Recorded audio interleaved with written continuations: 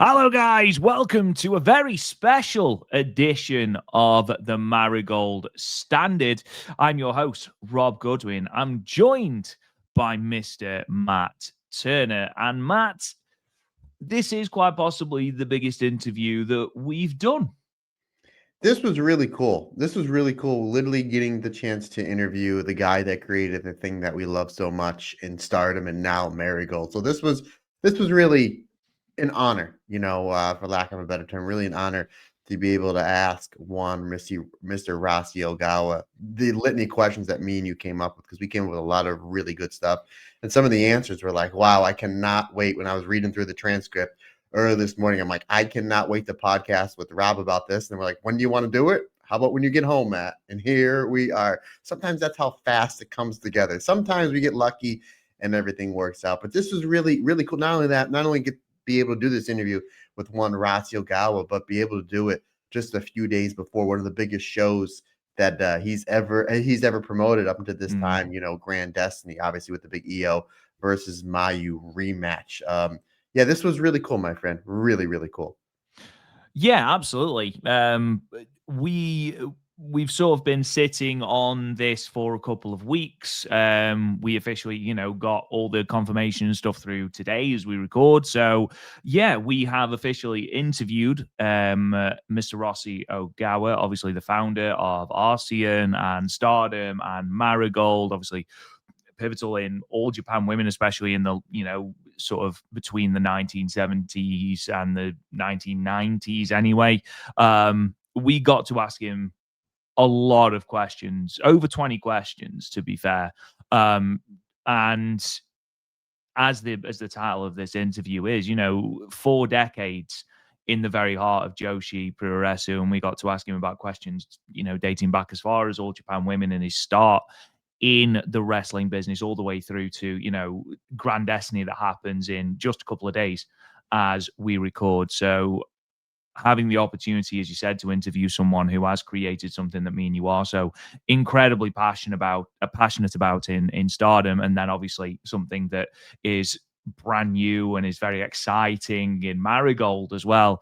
To have that opportunity is incredible. And obviously, right off the bat, we need to thank Sonny Gutierrez, a friend of the show, Sonny Gutierrez, for saying everything up and doing all the translation work on the way back. So all of Rossi's answers have been translated by Sonny. So thank you for that, Sonny. Thank you to Chiako Asakura for her absolutely sensational work in all of the translations going out. We really couldn't do this without her. So again, she is the absolute best. You can follow her in the description. Her Twitter handle is in the description. It's also on the written transcript as well. So the written transcript of this interview that myself and Matt are going to be going through, that is going to be completely free on Patreon. You don't have to sign up. You don't have to do anything with it. You can just literally click the link and view, interact with the interview as well. So yeah, we're not trying to get any money out of that.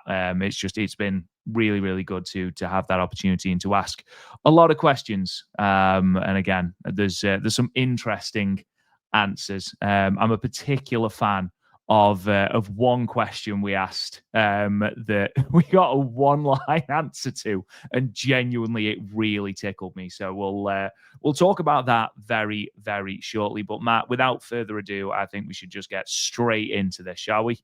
Yeah, let's dive right into this. This is what we're here for, my friend. Let's rock and or roll. So, obviously, hopefully, if you're listening to this, it's just going to be me and Matt talking about this interview, going through the questions, going through the answers, sort of giving our thoughts on that. Again, entire transcript can be found on our Patreon. The link will be on Twitter and will be pinned on Twitter, the Marigold Standards Twitter as well. So, again, go and check out the written transcript for yourself. But in the meantime, Mr. Turner, let's delve straight into it. So we asked, the first of all, many, many, many questions. I didn't actually realize how many questions we'd asked until we got the transcript back, and it was about 5 pages. It was just real quick to interrupt you. When you're like, hey, Matt, can you, in the next 24 hours, can you send your questions? And I had a couple questions in mind. So I was like, okay. So I started typing them on my notes on my phone, and I was going to copy and paste and send them to you. So I had like 3 or 4, but as I was just coming on questions, like, my wrestling mind just kept going and going, going, going. And then I didn't realize how much it was until I copied it and sent it to you. And all of a sudden, like the text bubble was like this big. I was like, yeah, if you want to narrow that down, that's up to you, or sometimes combine them. But yeah, we had a lot of really good questions. Hopefully, this is one of many interviews we can do with one Rossy Ogawa, because I still have questions. I'm going to have more questions coming off this weekend as well. So hopefully, this is one of many. Only a few folks enjoy it. So we started off very simple question. That is, what inspired you to get into wrestling, and who was your favorite wrestler growing up? I know that this answer popped Matt huge because he's already told me it popped him huge. So, quote, I got into the world of pro wrestling while working part time as a photographer for All Japan Women's Pro Wrestling. I was about to graduate from photography school and joined All Japan Women's Pro Wrestling right before graduation. There was no entrance exam, and I commuted every day from my parents' home in Chiba City to the office in Meguro Ward to get to work. I was officially hired within a month. The first wrestler I fell in love with was Giant Baba. I started going to the venues and became interested in foreign wrestlers. I liked Mil Mascaras, Terry Funk, and Danny Hodge. There is not enough love for Danny Hodge in the world, Matt. Yeah, obviously the Terry Funk. Terry Funk is your favorite wrestler's favorite wrestler, the late great Terry Funk. Hell yes. Everybody loves Terry Funk. When I saw Danny Hodge, I was like, wow. Danny Hodge is like that old school shooter, I believe, out of like the Oklahoma area.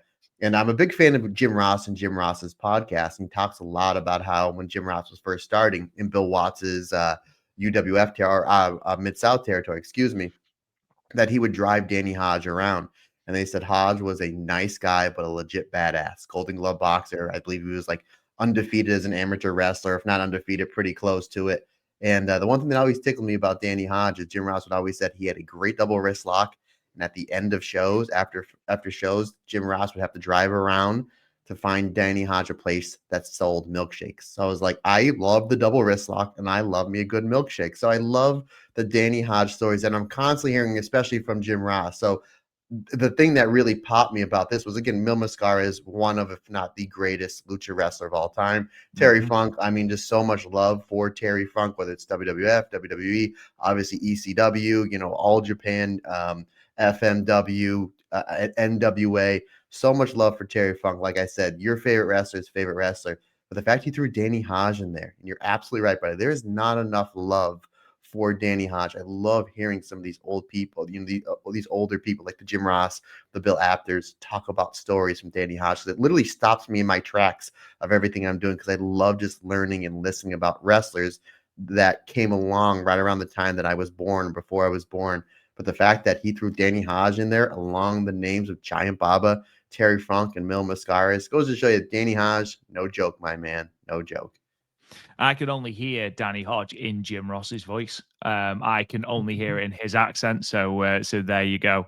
I did know, just from doing a little bit of curious reading, really, that Rossy was a big fan of Terry Funk, and I actually think I knew about Danny Hodge as well. But great to hear him getting a mention here. Now, this next question we asked, I had no idea about, and I find this fascinating. So there's a photograph, again, this is our question. There's a photograph of you in the ring following the famous Antonio Inoki versus Muhammad Ali fight. Could you tell us a little bit about how this came about? Now, we've actually got the photo. So, yeah, I'm not going to show you where it is, Matt. I want you to see if you can find Mr. Rossy Ogawa. So, anyway, the answer that we got, quote, the cheapest seats for that match were 5,000 yen. So at first I was filming the match from the second floor with a telephoto lens. However, the Inoki versus Ali match continued in the same way throughout. So I sensed that the fight would continue all the way to round 15. So I was waiting for the match to end and go up to the apron to film. I'd seen that kind of situation at a few boxing matches, so I'd figured it would unfold like a boxing match. Now, for those of you on YouTube, and again, if you are going to be checking out this transcript on our Patreon as well, you'll be able to see the photo because I have embedded it in the interview. Matt, obviously, this is the photograph in question. Muhammad Ali right in the middle of that photo, right in the ring. It's absolute pandemonium, by the way. If you can find Antonio Inoki in that photo, you will find Rossy Ogawa. Okay, so okay, well you gave me the big hint because Antonio Inoki's right over there at the bottom left. So is that Rossy Ogawa right next to him? That is Rossy Ogawa. So on the left, as you are looking at this photo, that right there is Rossy Ogawa with his camera literally right next to Antonio Inoki. So within touching distance of the boxing legend that is Muhammad Ali. Rob, I could be wrong. I don't think I am, but for a Sapporo beer or whatever on me when we go to Japan, the gentleman on to the left of our screen in the orange, dressed in all orange. Do you know who that is? I don't think I'm 90% sure I'm right, but do you know who that is? Yes, I do. The guy right at the end of the photo. He's all in orange with white hair. Yeah, it's not So Harley Race. no. Oh, I do know who that is. Come on, Rob Brain. Come on, Brain. Work. Would you like a hint? Go on. He's classy. It's Freddie Blassie. Of course it is. Freddie Yes, I think you're Blass. right. I think Freddie you're right. It is. Freddie Blassie was one of the first major American wrestlers to be a big star over in Japan. Literally the point where he lived there for a while. I believe his wife is Japanese, but I always hear these stories about Freddie Blassie's book. There's so many wrestling books that have come out in the last 30 years. His book is one of the best, but I'm almost positive that's Freddie Blassie. I'm actually looking for Karl Gotch in this photo. Karl Gotch, obviously the godfather of catch wrestling. I don't know if you know, obviously this would be another podcast for another day, but obviously there was a lot of controversy going into this because Ali didn't want to lose. No, So, and Inoki knew if he stood with him, he would have got knocked out. So I don't know if you've ever seen this before. If you I haven't, have. Yeah, I yeah, it's have. not good. No, it is not It almost good. killed the business in Japan because Inoki just laid on his back and kicked Ali's leg for like 15 rounds because they knew if Inoki got even close to one of those shots that he would take him down, he'd submit Ali. At the same time, Inoki was smart enough that he's not going to stand with Muhammad Ali. He's going to get knocked out. They kept changing the rules of the boxing match, like Ali's people, because Ali's obviously the bigger star, right? Mm-hmm. They kept changing the rules to the point where then Karl Gotch literally showed up at 0 hour, and this was kind of planned. We basically told Ali's people, he goes, if there's any funny business, you're gonna have to deal with me. And there was no funny business. So that's why I'm looking for Karl Gotch in this photo. Badass. But we got Freddie Blassie, obviously Muhammad Ali, Antonio Inoki, most importantly, the subject of said interview, one Mr. Rossy Ogawa. Wow. He looks like he's got to be like 15, 16 there. Well, he's just about, according to his answer, he's just about to graduate from photography school. So if we're talking, no, this might have been earlier than that, actually. Because was this 79, 80? I think it might have been 77. Shall we have a look? There's a whole book on this too because it's fascinating for how terrible the fight was. Everything surrounding it. Again, to this day, we still talk about this. Obviously, happened well before you were born and I was born. Obviously, I'm 7 years older than you, partner. But we still talk about this. I mean, it's still talked about today. 76, 1976. So it was actually before Rossy, I believe, before Rossy joined All Japan Women. So wow. Again, what a photo, and yeah, what a lot of great perspectives there, my friend. what a time capsule, right? What a time capsule. So we then moved on and spoke a little bit more about All Japan Women. So we asked, you had quite the journey through All Japan Women's, going from photographer to spokesperson to head of public relations to eventually being involved with creative. How did you get your start with All Japan Women, and how did you then move to be involved with the creative side? Now, again, this is where Sonny's been really helpful because he has added a little bit of context to this as well. So, quote, at first, I worked as an assistant for entertainment activities covering TV, recordings, and interviews. Since there was no PR department at the time, I created profiles of the wrestlers and records of title matches.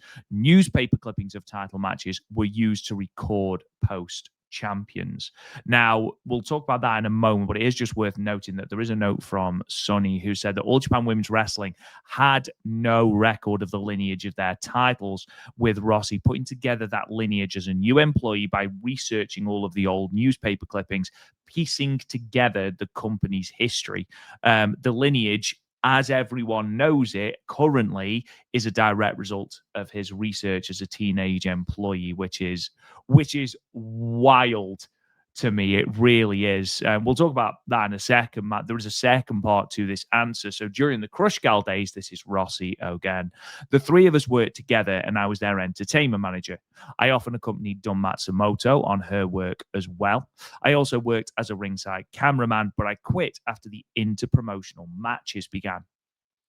During the Crush days, I helped organize title matches and league matches, but from the inter-promotional matches onwards, I became the matchmaker and produced the shows. The company gave me the title of Director of Planning and Public Relations. A meaty answer there from Rossy Ogawa, which is awesome. But again, just that fact that he had to research all of past title matches and literally piece together the title lineage and, of just by hand is just incredible to me, especially looking back on it, where literally we can click a button. A little bit of research takes 2 seconds nowadays with this high speed internet that Matt you're just discovering now in 2025. Yeah, right next to fire. Absolutely, and the wheel.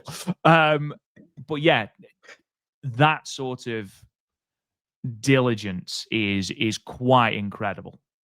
Yeah, it's almost like he was the first Pro Wrestling Illustrated almanac for Joshi Puroresu, which I obviously I didn't know. So it just goes to show you how much he loves this, how much time, effort, and energy he has put over this over the decade. As you said, 4 decades and counting.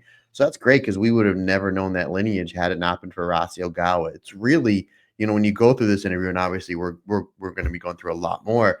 You really goes to show you how much Rossy's given professional wrestling and continues to give pro wrestling, again, between the stuff he's done here as we're in this part of the interview for All Japan Women, the fact that the photographer, the fact that with ARSION and Stardom and Marigold, like he has given so much to professional wrestling that it's like when you peel back the curtain, it's like, wow, this guy is the foundation to so much great stuff. And he wore many hats, pun somewhat intended here, Rob Goodwin, as the photographer and manager. And again, it's just awesome to see, like, this guy had this passion for this at a young age, and he continues to do it, which you love to see. And again, Rob, I hope we get the opportunity to ask him more questions in the future, because I have so many questions based upon this one line. I often accompany Dump Matsumoto on her work as well. Like, oh my goodness, I have so many after watching the Queen of Villains. That is a podcast on its own. Just the adventures of Rossy and Dump. Yeah, unbelievable. And obviously Dump was the biggest heel, Crush Gals were the biggest baby faces, and he's kind of in the middle of the business operations. I wonder why they didn't put him on the show. Like, that's another question I have to ask. Again, and obviously, again, a million thanks to Sonny for, as you mentioned before, partner, not only helping with this interview, but helping out with certain notes as well that kind of ties these questions together, and it helps us and our listeners and our viewers get a better understanding. But it's really cool to see that he was literally just getting newspaper clippings. Okay, when this championship match started, this is when this title reign started, this is when it ended, here's everything that happened. He had to go do the old school research, my friend. And now here we are, some like 40 years later. Yeah, I'm really intrigued as well to know what it was about the inter-promotional matches that sort of almost forced Rossy's hand and, again, made him quit. I'm intrigued by that as well. So, really, really exciting. And I think as well, because we were trying to span his entire career, there are other questions. I'd love to know more about his stuff with Crush Gals, and we do ask another question about the Crush Gals a little bit later on. But more about the sort of stuff that they would do. Absolutely, the adventures of him and Dump. I think I did miss a trick by not calling this interview "The Many Hats of the Hat Man." Maybe part two. Part 2. There you go. Obviously, we then asked, you also managed one of the biggest acts in women's wrestling, the Crush Gals, in the 1980s. Of course, Chikusa Nagao and Lioness Asuka. How did this start, and what was it like being a part of that huge explosion in Joshi popularity?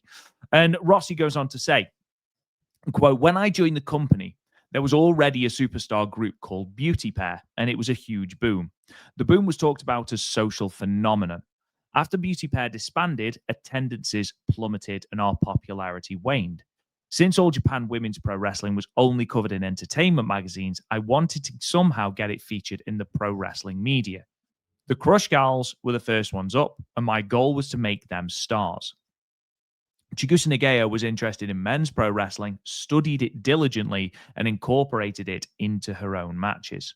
I had a strong desire to be recognized as pro wrestling. I express this in words and writing. It wasn't until a year after they formed that they became popular as beauty pair. At the time, we were so busy that we didn't really feel their popularity in real time, and we just kept working hard. But we were very conscious of the fact that we were leading the organization. And again, just another note from Sonny. At the time, women's pro wrestling was not being covered by the pro wrestling media, just entertainment media, as the women were huge stars on primetime TV shows, primetime known as Golden Hour in Japan. So there you go. Yeah, the the influence of the Crush Gals cannot be understated. Their popularity in the 1980s cannot be understated. And I thought that bit about how because he was almost because you're inside it as it's happening, you don't really sort of notice what's going on outside. And as Rossi says, because he was a part of it, they were so busy they didn't feel the popularity. And I'd be really intrigued to know sort of what was the moment where you thought, oh wow, this really is massive for us. Massive. To me, the really interesting part in this one I took is the fact they were covered in media, entertainment media, but not pro wrestling media. Where now Interesting, isn't it? Yeah. Where now it's the other way around because you always see with WWE now that they're on like the top, and they have been for a while on the talk shows, you know, like with Hogan and Mr. T going on Saturday Night Live. It's Yep. really weird how it's like pro wrestling now is branching into the media, the multimedia, where even stuff with Saya Kamatani and Starlight Kid on that music video. Which side note, Rob, I watched that video. Oh, anyway, but that's interesting because his ordeal was okay. They're in entertainment, but we're pro wrestling. So we have the entertainment thing right there.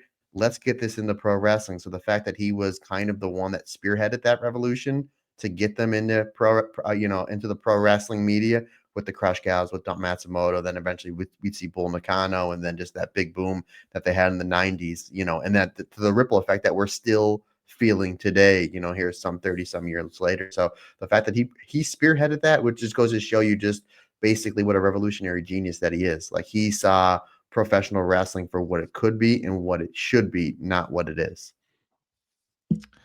Moving on then, we then asked, you left All Japan Women's to form ARSION. How did it feel to move from an established company to the formation of a new one? And were there any nerves? And Rossi answers, quote, the reason I left All Japan Women's Pro Wrestling was because I saw wrestlers quitting one after another due to unpaid wages. I felt a strong desire to do something about it, so I took several wrestlers and created a new promotion. I had never considered leaving All Japan Women's Pro Wrestling, and it seemed like the only options were for All Japan Women's Pro Wrestling to cease to exist or for Chairman Matsunaga to pass away.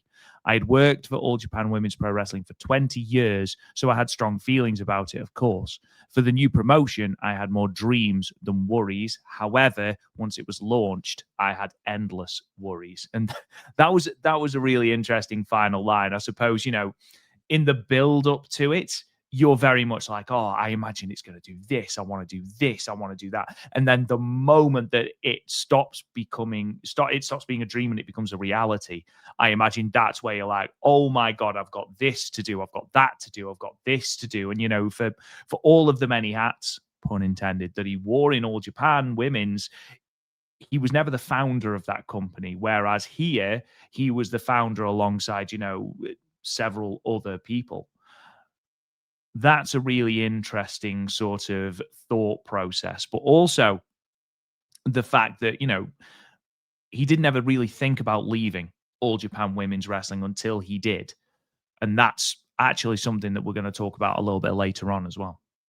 Yeah, I mean, again, 20 years loyal to the company, and then the fact that he does have that 20 years of experience to go and start, Arsion. But you took the words right out of my mouth, where it's just like when you have these dreams, you have all these things that you want to do. Once your dream becomes a reality, it's great, but then it's really, really time to put pen to paper. So yeah, Absolutely. I like that. However, once it was off, I had endless worries, but he did a okay, my friend. He did a okay. Yeah, he's got a pretty good track record, hasn't he? Since that. So obviously, having spoken about that, we then had some questions about Stardom, of course. And the first thing we asked was, how long did it take for the Stardom promotion to get off the ground from the original idea stage? And was starting a new promotion something you were originally looking to do after ARSION?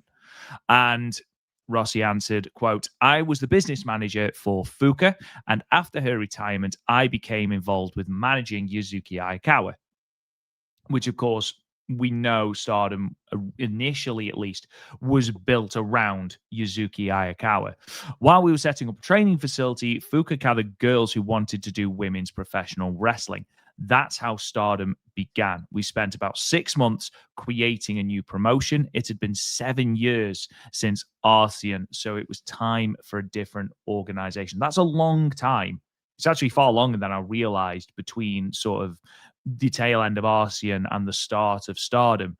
And again, yes, Stardom in many ways was a vehicle for Yuzuki Ayakawa, especially initially, but also a lot of the rest of the, in fact, I think everyone, with the exception of maybe Nanae, were rookies, were sort of, in that first class. So it was a completely different venture. ARSION, Rossi said, he saw wrestlers leaving in droves because they weren't getting paid. So he almost, created ARSION to give them somewhere to go. Whereas Stardom, it was a case of, right, well, okay, I'm the manager or the business manager, or I'm helping to manage Yuzuki Ayakawa. We've got all of these girls who want to learn professional wrestling. Let's call this endeavor Stardom, and let's watch as these girls grow. It's two very different sort of approaches to a wrestling promotion. And then again, a completely different promotion again with Marigold. Good point. It's two different approaches that seem to work. You know what I mean? Like to Yeah. put kind of in a sports term, if you're pitching, like my fastball works, let's try a changeup, and then that works. It just goes to show you that the fact that he's able to be successful more than one way, more than one idea, more than one way to get at it. So that was really cool. And yeah, as we know from doing our research from Stardom, from the years and years we've been doing the Stardom cast, is Yuzuki Aikawa is pretty much the first star of Stardom. So it's interesting to see. Obviously, he's close with Fuka, that he was managing Fuka. He became business manager with Yuzuki Aikawa and was just like almost kind of like backing into it. Like, oh, wait a minute, there's other people that want to train here. And then you can just probably see the light bulbs going off. Like, look, I have all this knowledge and all this passion and all this drive to do this. Let's do this. Let's start up this other company. And again, Rob, here we are, some 15 years later, and Stardom is thriving because, again, of the groundwork that one Mr. Ogawa put into place. Yeah, and again, if we were ever to speak to Mr. Ogawa again, something that I would be interested in asking is, was creating a promotion something you ever thought about doing following, your departure from ARSION? Because often you will find people who've come out of the wrestling business and will go, absolutely not, never again, absolutely not. I am never, especially bookers and promoters.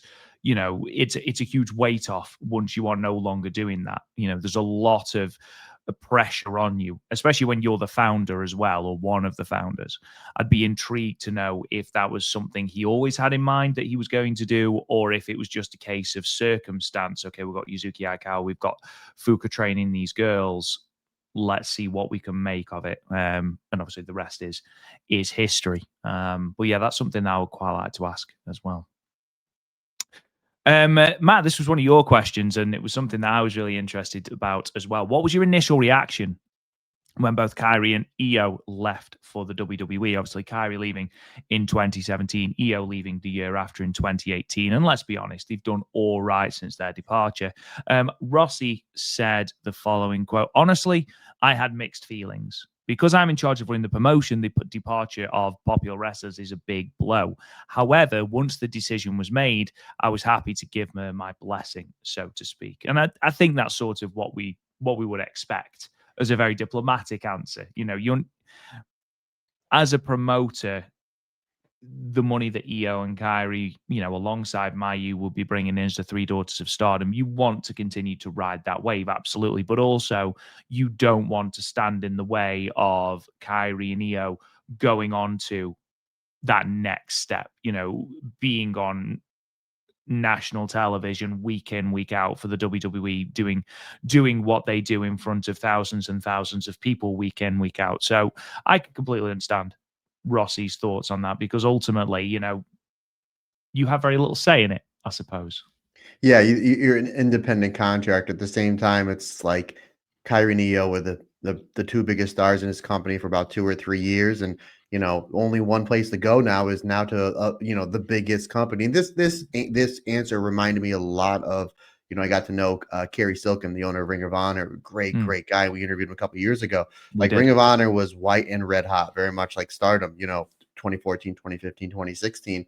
And then eventually the bubble got too big where everybody was getting noticed. And then it's like Bryan Danielson and Samoa Joe and CM Punk and Nigel McGuinness. They all had the opportunity to leave. So it's like, I don't want them to leave because they were great for the business. They're great for the fans. But at the same time, it's like, I don't want to be the one to hold them back to becoming the biggest stars in the world. And again, look at Punk, Joe, like all the names that I mentioned, they all did great. And Io and Kyrie, obviously massive stars on the biggest TV professional wrestling program. So it's cool. It's really cool because it's like, yeah, I'm the one that really kind of gave them their start, and now look where they're at now. You know what I mean? Now I'm sure there's so many little tidbits that Io and Kyrie have picked up from Rossy that to this day they are using on nationwide TV and on ESPN, my friend, and on ESPN. So that's really cool to see in here. So the next question we asked was, you did a great job positioning Momo Watanabe and Mayu Iwatani as the top stars once Io and Kairi did leave. Did you have anyone else in mind to fill that void?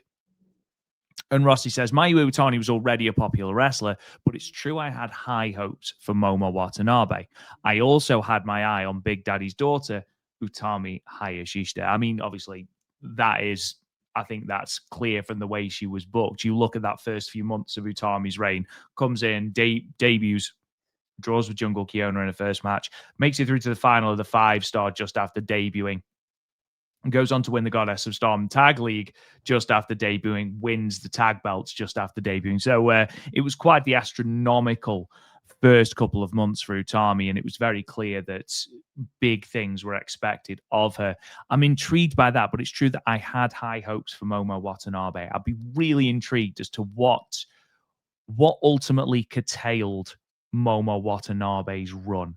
Because again, it's very clear that Rossy, at least initially, had high hopes for her. So what was the reason that we never got that crowning moment for Momo? Yeah, again, because she beat Io in 2018 to win the Wonder Belt before Io left to go to WWE. And then again, and to this day, it still blows my mind that Io's final match in Stardom wasn't the main event. It was a Momo Watanabe Wonder Stardom Championship match against Jungle Kiona. Kiona. They put that on last. So it's like he clearly had a statement to make, like, no, Momo is here. She is my star along with Mayu. And he's right. Mayu was already popular wrestler, high speed champion, won the Cinderella tournament back to back. Would wind up winning the 2018 5-star Grand Prix right after Io left. So we knew that Mayu was going to be one of the three daughters, but the way they positioned Momo from that beginning of 2018 until really current day. And as we said not that long ago on the Stardom cast, it was like start stop for Momo. Like, what are they? She's always having great matches, but why isn't she getting that big push? Now she's starting to get it. So very interesting. I had high hopes for Momo. I think Momo's done all right, but she never is really in that recognition run with a Mayu, an Io, and a Kairi. And her match catalog is just as good as those three. But obviously Utami Hayashishita, again, I had my eye on Utami Hayashishita. Here we are 7 years later, and Utami's the champion as of this recording of the company that he's running now. So you can tell that he knew what he was going to do with Utami. He gave Utami the ball early. We see this a lot in sports and in professional wrestling, that sometimes you get too much too soon, and then you get ahead of yourself, and then you fumble, and then you don't know how to pick back up. That has not been the case for Utami Hayashishita at all. Absolutely not. Won that 7 years of one of the best wrestlers we've seen in wrestling in the past decade. And again, the fact that he, Rossy is the one leading the way, for Utami, not leading the way, but basically giving her that sound advice of where she needs to be to help continue Marigold to grow like she did with Stardom, 3-4 years ago. It's only going to be big things for the company. And don't forget, Momo beat Mayu in a singles match just after Io left. It was Mayu's sort of challenge following the 5-star Grand Prix. She challenged Momo for the white belt. I mean, That's she was right. baited. She was baited into it, but that's by the by. And Momo beat her at True Fight 2018. Phenomenal match, really good match. But if anything, was sort of the bow on top of the Momo Watanabe cake, as though to say, look, yeah, okay, we've got the icon, but this right here, this is the ace. It was that victory there. So again, really interesting, and that's maybe something that we could ask if we were to ever do a second follow-up interview with Mr. Ogawa. This one really, again, very, very clear. In your time running Stardom, was the 1 or 2 matches that really exceeded your expectations? Rossy Ogawa simply said, quote, Io Shirai versus Mayu Iwatani was definitely special every time. He's not wrong. No, not at all. And again, what are we just a few days away from Io versus Mayu? In the words of your favorite band, buddy, Blink-182, one more time. Just to be comical, Rob Goodwin, I was hoping he would have said Chelsea Green versus Kyrie. Don't get me wrong, it was a really good match. But like whenever I think about that match, I always talk about how he gives you like the side eye. That look from Rossy Ogawa might be my favorite Rossy Ogawa moment. Just that look of just it's just brilliant, absolutely brilliant. Moving on. Was there anyone that you wanted to book or promote in Stardom that you never got the chance to? Rossy goes a completely different way to this, but I actually really like this. So he answered, quote, Yoko Bito and Arisa Hoshiki were wrestlers that had all the talent, but circumstances prevented realizing their full potential.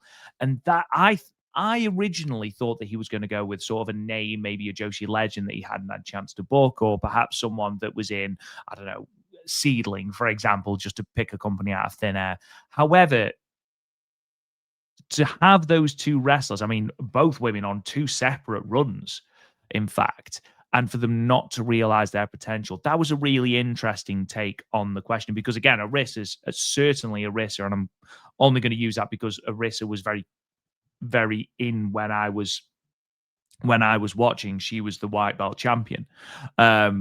Whereas Yoko Bito had retired by the time I started watching live. It's very interesting that those are the 2 names that sort of he came up with there. Yeah, again, I totally agree. I thought like we would get a question like I would like to book Medusa or something like that, a Joshi Legend or somebody from WWF or WCW or on the certain independents. But I like that because obviously we're massive fans of Yoko Bito and Arisa Hoshiki, and they're one of the big what ifs when it comes to Stardom. Absolutely, Obviously, Arisa obviously was on that very first show, Stardom, as well as Yoko Bito. I think Yoko Bito was in the main event. Correct me if I'm wrong there, partner. I think she was in the main event of the first show. She was. Yeah, but obviously Yoko Bito won the 2016 5-star Grand Prix, and then went to the finals of the 2017, only lose to Tony Storm. So, but you would always see like she would retire, come back, and her and Kyrie. I know the matches are difficult to find, but if you can see if you can find the tag matches with Yoko Bito and Kyrie, they're really some next level stuff. But Arisa Hoshiki, that year after she came back from her first retirement, that winning the 2019 Cinderella tournament, and then that year run as the Wonder of Stardom champion, and then she gets injured, and it's just like, okay, she gets injured, they stripped her of the title. When's she coming back? And you just never hear anything.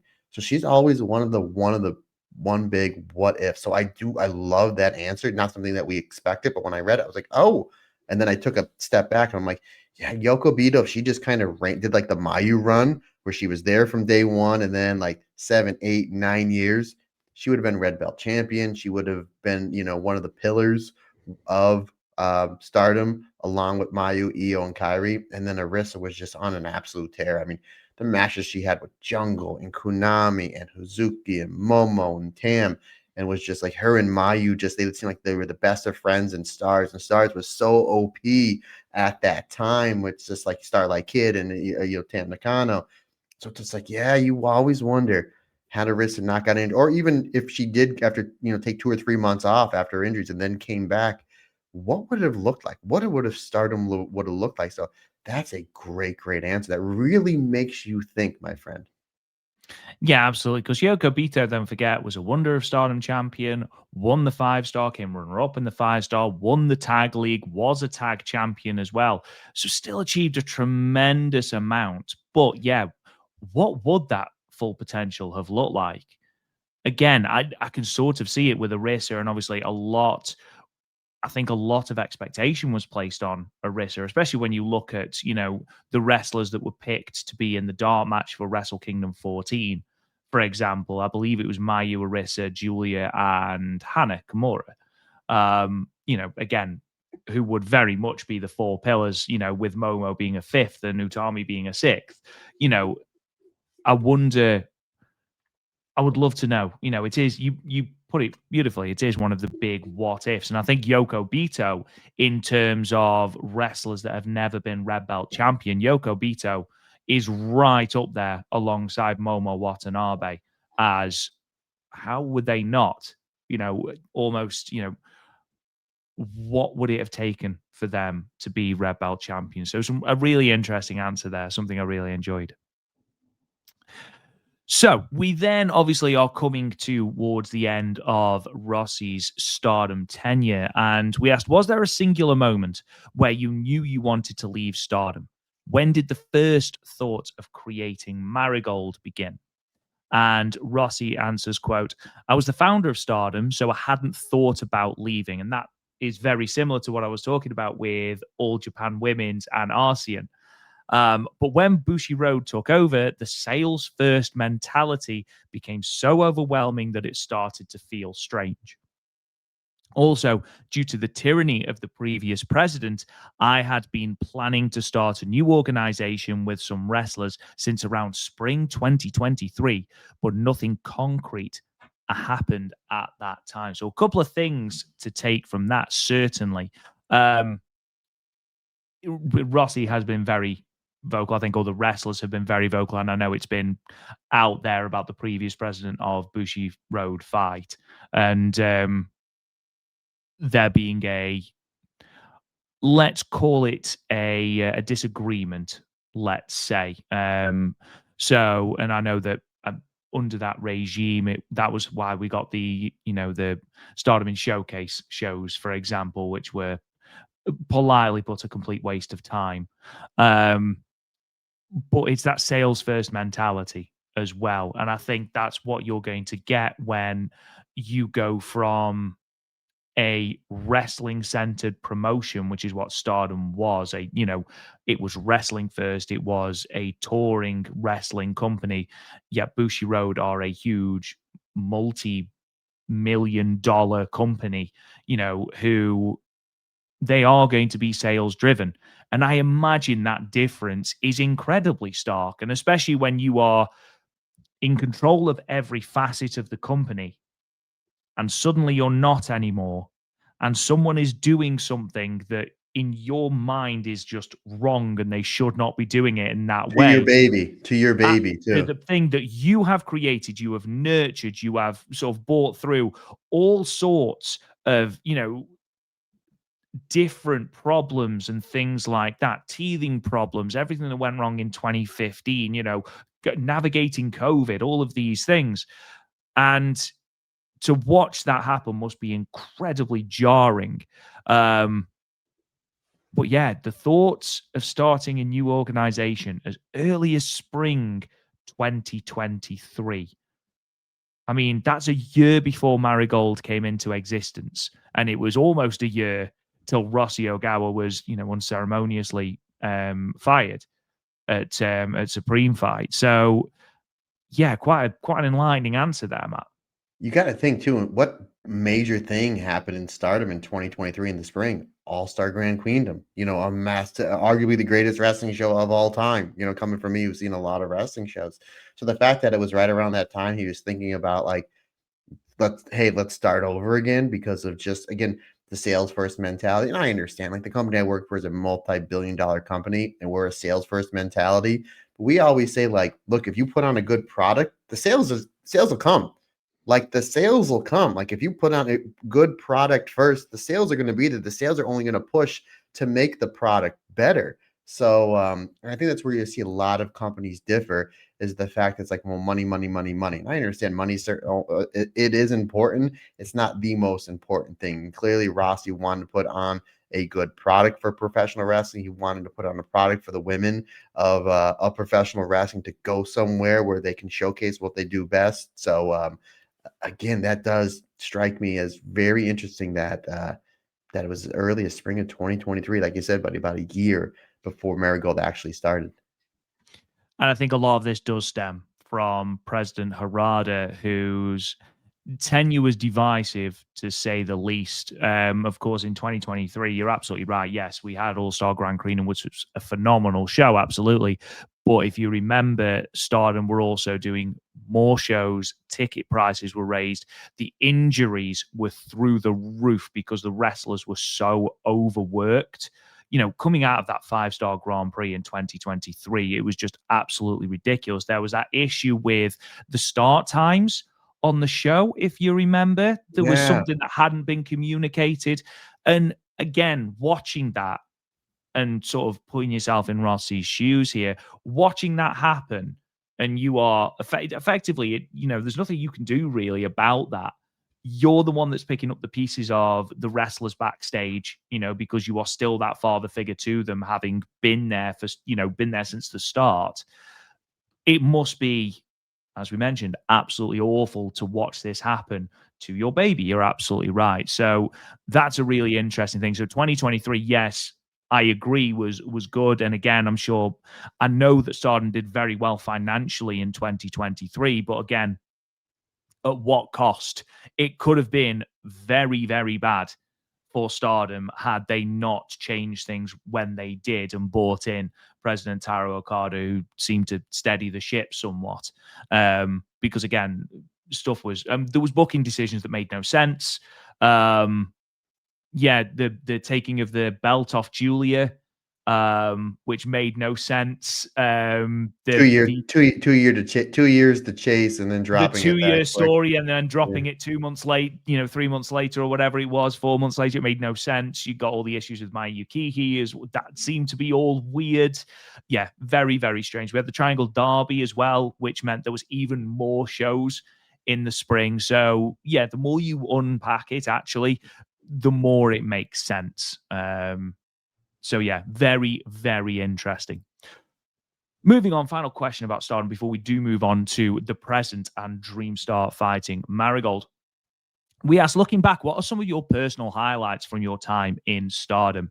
And Rossy answered, quote, the inaugural show, Birth of Nova, our first appearance at Korakuen Hall, and Ryogoku Kokugikan. Oh my God, got hiccups, were particularly memorable. After the homegrown Stardom became a subsidiary of Bushi Road, the 10th anniversary event at Nippon Budokan was particularly memorable. Absolutely. The Budokan show will forever be one of my Stardom highlights. And to watch a company that you have, nurtured from day one to be able to run a show at such a historic venue that I imagine when you first started the company seemed so ridiculously out of reach must be incredible. But it's unfortunate that Rossy's Stardom run ended in such, controversial and just ill-fitting circumstances. You know, I feel there should have been more done for Rossy when he left. And I know it was, there was the allegations of talent poaching and all that, and it was all very sort of cloak and dagger, or at least that's how it felt following Supreme Fight anyway. But it's nice to know that he does still harbor these really fond memories from Stardom, and especially that inaugural show, because at the time recording it's 2025. Like, that inaugural show was over 14 years ago, which is wild. Yeah, next year will be the 15th anniversary. Yeah. Absolutely. Rob, the first show, Ryogoku Kakakigan, was that the Yuzuki Ayakawa retirement show? It was, yes. Okay, okay. And another thing, I mean, you talked about obviously the show in Nippon Budokan, all All-Star Green Dream Cinderella. Not only that, but it was like the stories going through the Utami versus Saya. You know, the two babyface. Obviously, the Big Tam versus Julia, bringing Nanae Takahashi back for that great match with Momo. Yoshiko back for that great match with Mayu. That Just was the thing, yeah. that was really, not only was it to run there, but like how he got there in more than just one story. Just goes to show you just how great of a booker and storyteller that he is. Yeah, absolutely. Absolutely. So let's go on to then Dreamstar fighting Marigold. And this is something that sort of piggybacks on what we were talking about in terms of that sales first mentality of a corporation. And the first question we asked in relation to Marigold for you, what are the key differences between Marigold and Stardom? Because people see Rossy, see the Stardom wrestlers, assume that it is just copy and paste Stardom. And it's not. You know, me and you have watched every Marigold show. We watch Stardom religiously. They are two very different companies with very different vibes. And actually, there's a very interesting interview that's going around with Mika Wano on the internet at the moment, who said in very, very firm terms that they are two different companies with two different vibes. For Rossy, Stardom started from scratch without relying on existing wrestlers. Marigold was started by assembling wrestlers from various promotions, just like ARSION. We've always been about discovering and nurturing star wrestlers. And yeah, that is a very key difference. We talked about the formation of Stardom and how, apart from Nanae Takahashi and then bringing Yuzuki Ayakawa in, it was pretty much a crop of rookies from that first inaugural Stardom class. Here, however, not only are you bringing in the wrestlers from Stardom, you know, you've got the likes of Julia, you've brought in the likes of Utami, of Victoria Yuzuki, of Nanae Takahashi, again, but also the girls from Actress Girls as well. So ultimately, it is a completely different feel from the start of Stardom. And perhaps, you know, that's the first point where you can say that might be why Marigold does feel different to Stardom, or at least it's a contributing factor, should I say? Yeah, well put, my man. I like this last line. We're always been about discovering and nurturing nurturing star wrestlers. We talk about this Yeah. off air and on air a lot. Wasn't for Marigold, we probably wouldn't know who Miko Ano is. We probably wouldn't know who Natsumi Shizuki is. Naoi Ishikawa, Misa Matsui. I mean, just look at this group of Chikagoto. Chika Goto, Koki Amare, which I know he talks about. We'll get in a minute. But I mean, the way that it's just like, okay, you had these wrestlers coming over from Stardom that we watched and loved, Mirai, Julia, Tommy Hayashishita, Mai Sakurai, Victoria Yuzuki, and then it's just like you hear, okay, they're bringing in wrestlers from Actress Girls. Okay, how is this going to point out? And we're like, wow, there's so many great wrestlers that we don't even know about that is now getting to shine in this new company, Marigold, and they're mixing it up with the Mirais that we love and the Utamis that we love and the Julias that we love. So it's like, yeah, we're always been about discovering and nurturing star wrestlers. I mean, Rob, it would take us 3 days in a row to stay up and just go through all of the great wrestlers that he helped really put on the map. At least, you know, gave the direction to. That gave Sure. their, I mean, so many, over 40 years between the Mayus and the Utamis and now the Miko Anos. And again, I know they were established wrestlers, but a lot of people, me, you know, i.e. me and you, have never really heard of these wrestlers, really never seen them in that light. And he just give them the platform and the showcase to be like, show what you can do on a bigger stage. And that's what Rossy does. Like, he has the Midas touch. He really does. And it's not just because his company's called Marigold. Honestly, I'm just so good sometimes. I can hear people rolling their eyes listening to this. Next question. What are the highlights for you in Marigold's early history? And rather than with Stardom picking out certain shows or things like that, I thought this was really cool. Being able to form the organization thanks to the addition from Actress Girls. So again, putting a focus on that talent that you've just mentioned, Matt. And then Julia's passion for Marigold was also incredible. It's another one of those what if moments. Julia's injury came at the worst possible time for Marigold. You know, you have got this great wrestler, lashings of aura, you know, a top star. She gets injured on the first show, ends up signing for WWE. So you've only got her for a finite amount of shows. I would have loved to have seen what would have happened had Julia been able to wrestle every single Marigold show.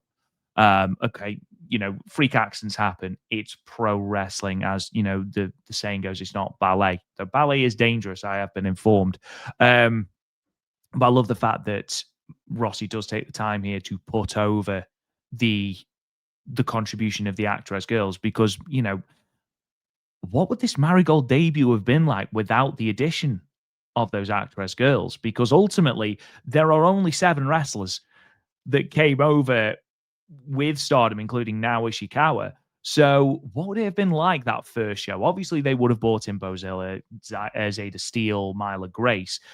Maybe they would have padded it out with freelancers. Maybe we'd have seen Unagi. Maybe we'd have seen, obviously we'd have seen Sari. But I'd have been intrigued to see what it would have been like without those actor as girls wrestlers, because ultimately they have formed the backbone for this promotion. And now we are seeing, the fruits of their extreme hard work. Misa Matsui, Chika Goto, Natsumi Shozuki before, unfortunately, she got hurt, Koki Amare. We are seeing Miko Auno, especially, who is the exponent of that without a shadow of a doubt. She is a star already. And it's just good to see that Rossy does acknowledge that. Yeah, and you can also get in this last sentence, Julia's passion for Marigold was also incredible. We know those last few months with Stardom, she did not want to be there. Like she by no means was she half-assing it, because Julia's great and she's a professional, but she was very adamant, like she just did not want to be there because of management. So it goes to show you that She this was very vocal on social media, wasn't she? Very vocal. this goes to show that this really re-sparked her love. Not that she fell out of love, but this really gave her a big spark and more passion, lack of a better term, for professional wrestling. Was this run in Marigold that ultimately bridged her over into the WWE, NXT, and now she's on SmackDown. You kind of might take a sit back, like what would Marigold look like now if Julie was just like, you know what, moving to a different country for professional wrestling is hard. I'm just going to stick with this Marigold. Can you imagine if she was in Marigold right now, like a year and a half consistent? Like, wow. I mean, the company would be even be in a better spot now than they were. But again, Julia it goes to show you her loyalty for Rossy Ogawa and her love for Rossy Ogawa, and vice versa, for Julie to be like, look, I have this contract with WWE, but I'm going to wait until I can get this company established. So it goes to show you what an unselfish person Julia is.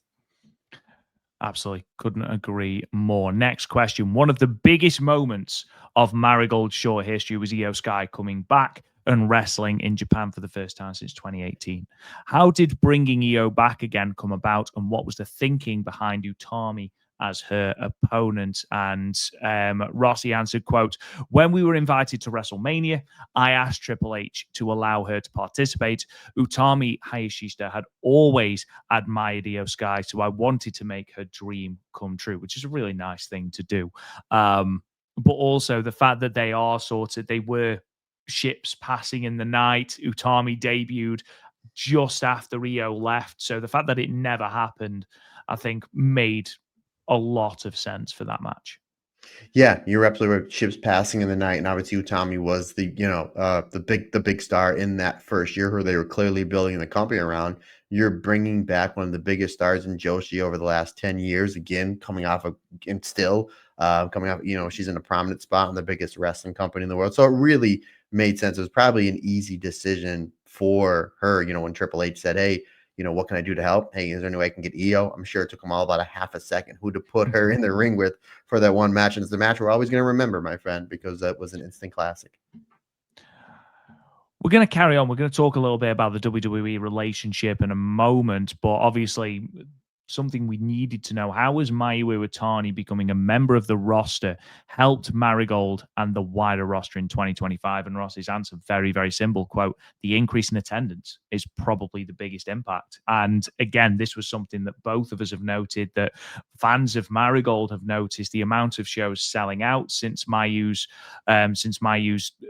being bought into the company. We look at Korakuen Hall attendances, where attendances were going up and up and up and up and up. And obviously we had that slight dip from the last Korakuen. But again, the average since Mayu left is so much higher than since Mayu wasn't in the company, before Mayu was in the company. So yeah, I think that's a huge part, especially in the early days of a company. Yeah, the Mayu Iwatani effect. That's all it is. Goes to show you what a massive star that she is. Yeah, absolutely. Absolutely. And just wanted to ask about the dojo. How important was securing the company's dojo, and how stressful a process was finding the ideal place? Rossy had talked ad nauseum about how stressful this situation was, and he just said to us, "Quote: It took over a year to find a dojo. It's important to have your own dojo, but finding one that was the right size and price was difficult." And that's something that you can attribute to absolutely everything in life. You can find the perfect building, but it hasn't quite got the heating system. You can find the perfect heating system, but it's in too small a venue. You can find the perfect sized hall. It is ridiculously expensive. So, yeah, I can only begin to imagine the stress that comes along with that, Matt. Yeah, it's something because we have a lot of wrestling schools over here in the Northeast, and it's like sometimes you go to a building and it's just like, okay, I understand why the rent here is low, 'cause it's in the middle of nowhere and there's no heat. It's tough, you know. Sometimes it's tough because you have to have certain zoning laws and whatnot. At least over here in you know in Pennsylvania, you know, so why are you renting this building? So you have you know if you put a professional wrestling ring in, then you need insurance. So there's all sorts of Mm. different things to go into. So it is a headache. So that you can tell why it took about a year to get that dojo up and running. As long as they're keeping it clean, Rob Goodwin, as long as they remain to keep it clean. Well, we are still. Maybe that's what we should ask Rossi in the next interview. We have a Who lot was of questions. We do. Who was it that was keeping the LLPWX dojo that bad that it caused a match at Ryogoku? Like, who's? I think it was Naoya Ishikawa personally. Victoria Zuki, that's where I'm going Do you with. reckon Victoria I have Yuzuki? no idea why I said it. Just getting back to the WWE relationship, Marigold has a fruitful relationship with the WWE, which has allowed us to see Io return on 2 separate occasions. How did that relationship start? And has there ever been talk of any other WWE talent doing tours or one-off shows with Marigold? Rossi answered, quote, "When I had a Zoom meeting with Triple H prior to Marigold's start, he said he wanted to help me with my project. He then invited me to WrestleMania, which is obviously how we know we got Io versus Utami.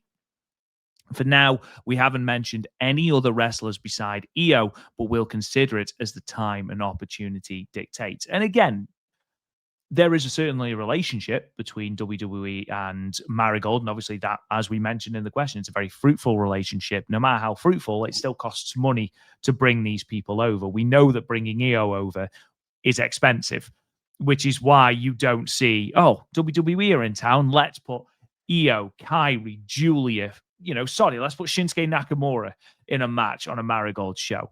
It's one of the main reasons we don't see that. So I would be interested to see if there will be any wrestlers, maybe on an NXT, that do have a run in Marigold. We have seen, I know that Hank and Tank are currently, or they are on their way to Noah. Inamura has done some great stuff with Noah as well. So I do wonder if on the female side of that, we will see WWE wrestlers, especially in NXT in that developmental role, doing tours in future tours with Marigold, maybe.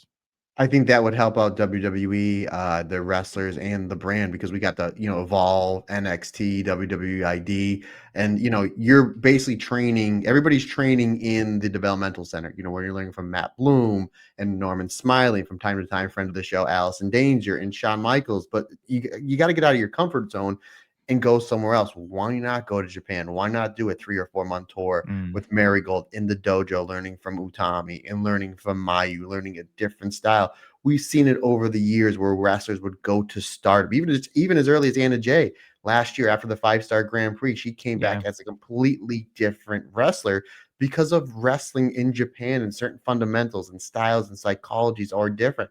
I think would benefit a lot of these wrestlers in WWE, you know, whether it's NXT, the ID program, and or Evolve. So obviously, I'd love to see Kyrie and Julia and Bailey and those wrestlers come over to do a big show. But like what I want to see is just these wrestlers that are under developmental. And again, because there's so many people that are under a WWE contract, send them over for 2 Mm, months, 3 months, 4 months, 5 months, because then you will see how much better they're going to get. Because no disrespect to anybody in the WWID program, I highly doubt that some of those wrestlers are as good as Mayu, as good as Utami, as good as Victoria Zuki, as good as Miko Ano. So as I always say, the best way to get better at anything is reps, but reps with the right people. And again, when you're learning and working and training and wrestling Utami and Mayu Iwatani all the time, you're only going to get better, Rob. There's no way that you can't get better. no, hell yeah. This was the answer that made me laugh. I loved this answer. If you could take any wrestler from any era in their prime and place them in current day Marigold, who would you use and who would be their opponent? I love this answer. I proper belly laughed at this answer. Quote, oh, no, it's not this one. No, it's not this one. You'll find out that in a minute, but I don't look back, so I've never thought about it. And again, we've seen he's already mentioned about how they want to look to the future superstars. We've seen a real movement in Marigold, that youth of Marigold. We talk about it repeatedly on the Marigold standard, the likes of Kamomo Minami, Victoria Yuzuki, Ria Sato, Seria Amoka, Shino, Yuki Yamazaki, all these different incredible wrestlers that Marigold have just seemed to have unearthed. They seem to move and great wrestlers just fall out of their pockets. It's brilliant. But it is good that Rossy doesn't tend to look back. He tends to look forward into the future and what is coming up for Marigold. Yeah, if anybody's listened to any of our interviews that we've done before, they know that clearly this was a Matt Turner question because of my love for Back to the Future. And I usually phrase it, if we were to get in the DeLorean and you can go back in time. So yeah, it's a great, great answer where it's just like, okay, yeah, I understand what you're trying to say here, but like, why am I going to waste my time doing that? Exactly. I need to look forward to the future. So not back to the future. This is the one that made me laugh. This answer here. Who are some of your current favorites to watch that aren't in Marigold? Listen to this for an answer. I can't say that because fans would start talking about poaching for no reason. He cleared himself of any wrongdoing on that one, but clearly that answer wasn't meant for that. Like, we were just curious of like. I absolutely love that. It probably made me laugh. It's like, because the poor guy's been getting beat up. Anytime there's a He new, has, like, yeah. with the whole Mayu signing, like, everybody's like, he was poaching Mayu. He was to the point where they had to say that in the press conference that she was not poached. Yeah, they buffered it. God bless them. Smart guy, Rob. Smart guy. Obviously, that wasn't what we were trying to get at. We were just curious if like there's one or two wrestlers that he sees from time to time that we haven't seen yet that we're missing out on. So yeah, good on him on that answer, buddy. It was brilliant. Absolutely fantastic answer. One of the stars of the future, we said, for Marigold is Victoria Yuzuki. She's gone from strength to strength in her time with Marigold. What is it about her that has contributed to her incredible rise? And Rossy said, Victoria Yuzuki's personality is suited to professional wrestling. She's good at deflecting things and staying focused on the things that matter.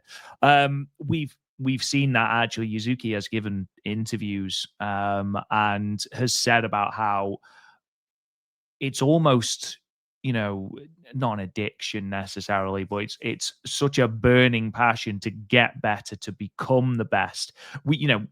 Mirai's 1 minute gauntlet, Victoria Yuzuki is wrestling it like it's the main event of the Tokyo Dome. It is that soul focus, and that, as Rossy puts it, that deflection of things is so important. And that ability to sort of let things run off you and just be focused on your goals, be that driven, passionate individual. That's why Victoria Yuzuki is going to be the pinnacle of that company sooner rather than later. Yeah, and this is a great answer, but it's a life lesson. Like, if you're passionate about something, naysayers are going to say things about you all the time. In the immortal words of the great Paul Stanley from Kiss, the people that tell you can't do something are probably the people that have never done something. So here's your Uncle MT motivation for the day, taking off Mr. Ogawa's answer here. So she's good at deflecting things and staying focused only on the things that matter. The things that matter for Victoria Yuzuki are professional wrestling. It's a reason why 2 years into her career, she's one of the best wrestlers in all of Japanese wrestling, because she stays focused on what matters and what she loves, and that is professional wrestling. And she doesn't let the naysayers say, no, you can't do this, no, you can't do that, or this wasn't good, or this wasn't. No, she just focused on getting better. Have that tunnel vision, have that focus. Love that answer. And as if I couldn't love Victoria Yuzuki anymore, it just goes to show you that she has a burning passion for the greatest sport on God's green earth, professional wrestling. Rob Goodwin. And that is why she's winning the United National Championship on Sunday. Just putting that out there. Moving on to talk about Sunday's pay-per-view, Grand Destiny, which of course you can purchase through Wrestle Universe. There is a link in the sort of the end bit of this interview transcript. So definitely go and check that out. We're just a few weeks away from Grand Destiny, arguably Marigold's biggest show ever. Did you ever think back in 2018 you'd be promoting another Mayu versus IYO match on this sort of stage? And Rossy answered, when I founded Marigold, I always thought about it happening someday, and here we are. Have you seen the interview he has done with Ezagen, where they ask him about Mayu finding out about this match on Twitter? And Rossy's answer is, no, she definitely knew. She just probably forgot. I love that. Absolutely love that. It's such a Mayu thing to do. Absolutely amazing. Yeah, because Mayu said she was doing a puzzle. Remember, she said she was. Yeah, she was doing. She was up. She's up at night because she's getting addicted to puzzles. Love it. Amazing. Great. Yeah, really funny stuff, buddy. Moving on, we just had a quick ask. We had to ask about Mirai and just sort of gauge what sort of impact that had on the overall booking of Grand Destiny. And we asked, Mirai's departure came as a shock for a lot of Marigold fans. Did her decision surprise you? And did this force any changes to the Grand Destiny card or the long-term booking going forward?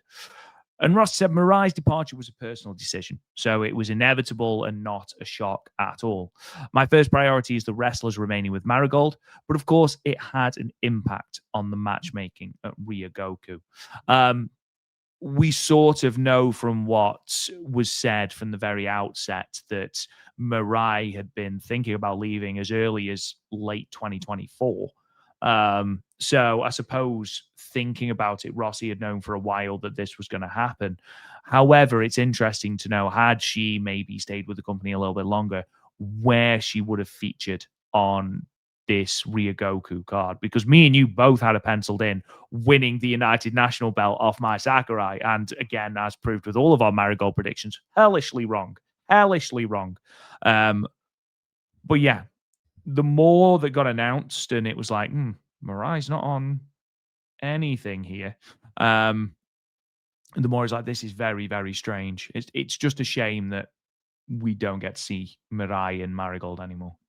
Yeah, it does seem like that he had plans for her. So again, another what if. Like he kind of had an idea, but obviously Mariah, it's a personal decision. She went and left. So obviously Rossy's like, look, this is what she wants to do. I can't force her to stay. Not only that, but you don't want you don't want any employee in any job if like, oh, I'm thinking about leaving, and then you're kind of forcing them to stay because then they're just miserable. Like Dana White always says, anytime a fighter talks about retirement, I tell him go and retire, because clearly then your head and heart's not into what you're doing, and that's not what any business owner wants. So smart from Rossy, be like, gave Mariah a blessing. Hope she does well. Seems like the door is always open and Mariah wants to come back, which is great. But now he needs to focus on, the biggest show that he's promoting this year at Ryogoku Kakakigan. Rob Goodwin. Grand Destiny promises to be an incredible event. How would you describe Marigold to those who may be watching for the first time at Ryogoku Kakakigan in October? And Rossy says, Mayu Iwatani versus IYO SKY will be a match to be remembered in the world of women's professional wrestling.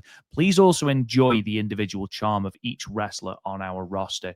Very much seeming as though, right, everyone is going to be coming to this pay-per-view internationally for Mayu Iwatani versus IYO SKY. Okay. However, yeah, come for that match. Stay for Miku Aono versus Utami Hayashishita. Stay for Victoria Yuzuki Mai Sakurai. Stay for Seri Yamaoka, who was going to have an absolutely blinding match with Utami Hayashishita. Stay for Megaton because she is a world beater. That seemed, at least to me, what Rossy is getting at with that answer.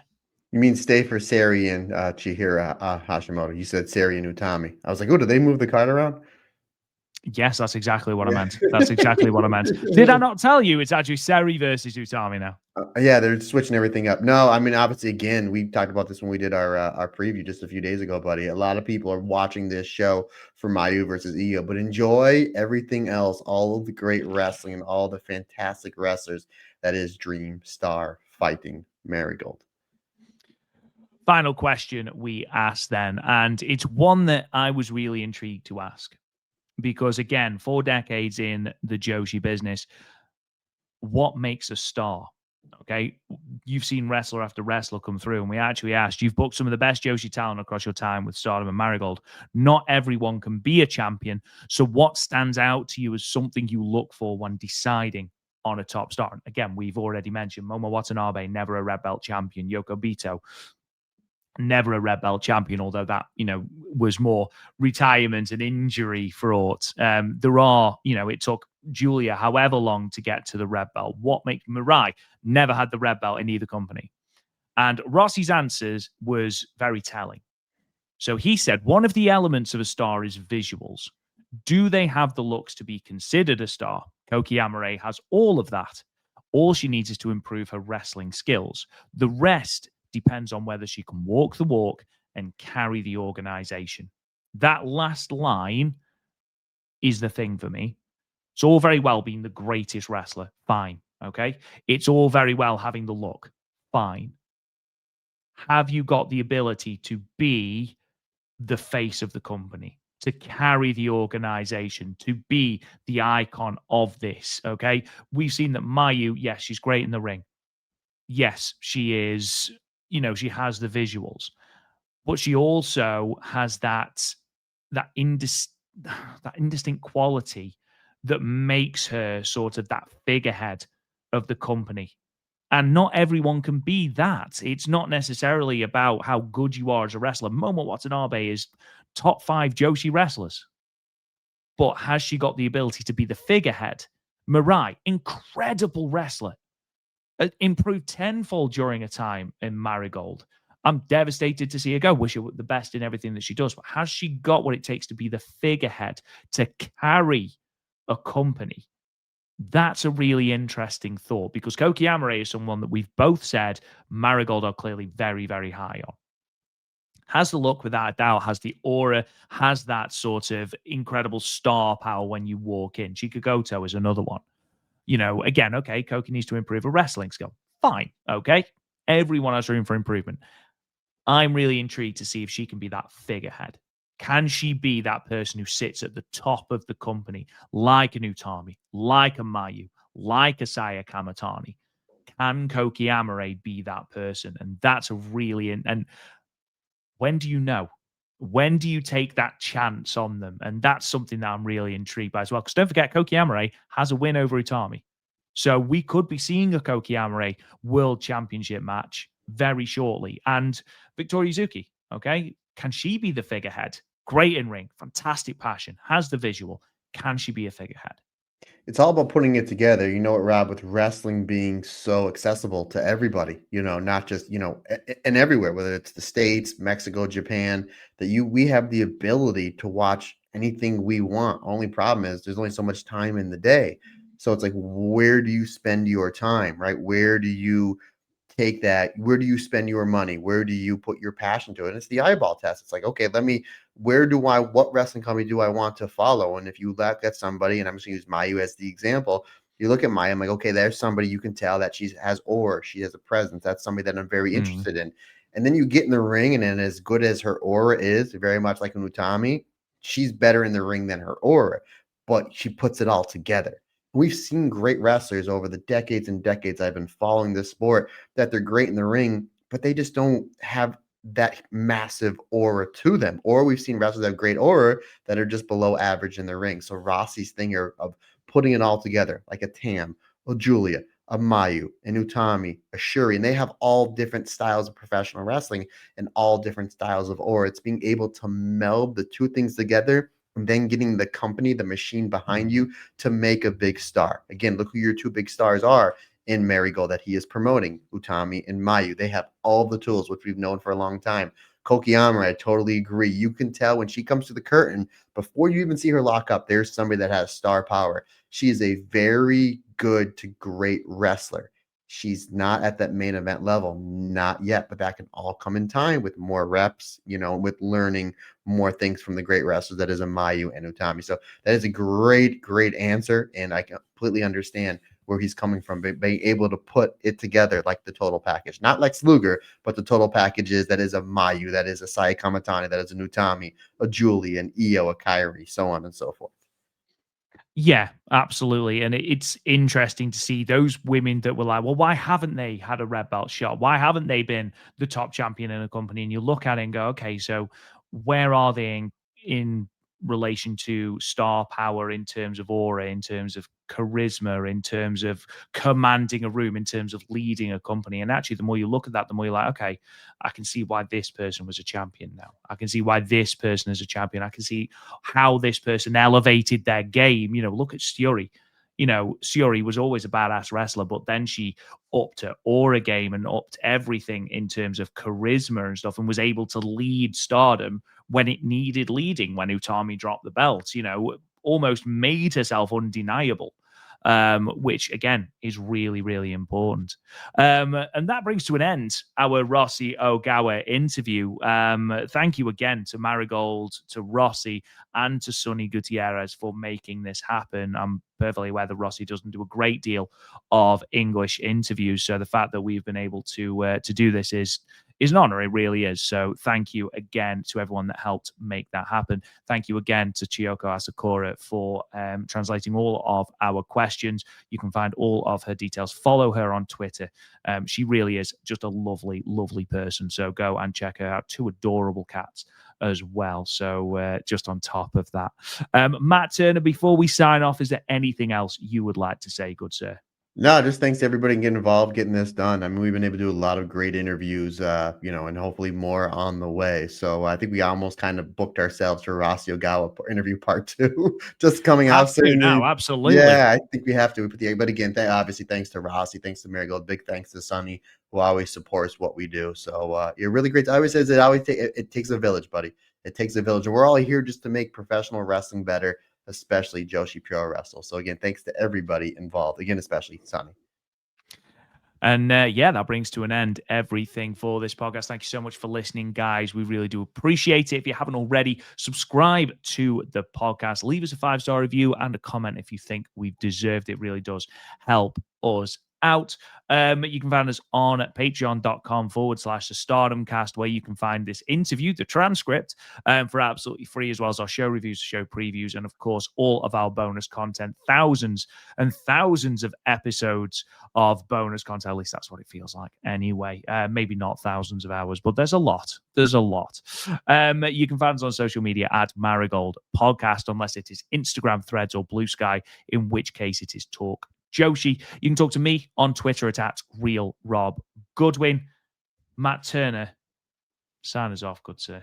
Folks, questions, comments, suggestions, anything you need from me, Matt Turner OF on the Instagram and the Twitter is the easiest, fastest, and best way to get a hold of me. Or you can shoot me an email. The email address is thestardomcast22@gmail.com. Folks, that's going to wrap it up for another fantastic interview.